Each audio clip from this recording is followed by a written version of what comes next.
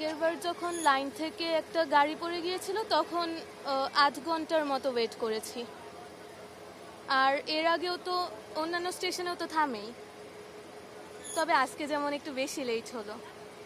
আমরা এয়ারপোর্টে পাস করার পর অনেকক্ষণ ওয়েট করছি, এখন আবার এখানে প্রায় 15-20 মিনিট ওয়েট করতেছি। তো মোটামুটি প্রায় 40-45 মিনিট আমার ওয়েট হয়েছে। এখানে প্রায় আধা ঘন্টার উপরে হবে। এর আগে ওরা এক জায়গায় প্রায় আধা ঘন্টার মতো দাঁড়ায় রয়েছে। এই অবস্থা, খুব বিরক্তকর অবস্থায় আছি। এখন তো মনে হয় 20 মিনিট হয়ে গেছে, তবে এয়ারপোর্টের পর থেকে এরকম 10 মিনিট পর পর এই সমস্যাটা হইতেছে। আমাদের তো স্টেশনে থাকার কথা ছিল 5টা, 5:30টার দিকে, এখন তো বাজতেছে 6টা, 7:30টা বাজতেছে।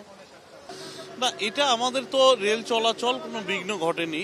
আমাদের তো একটা লাইন ঠিক আছে, একটা লাইনে দুর্ঘটনা ঘটেছে।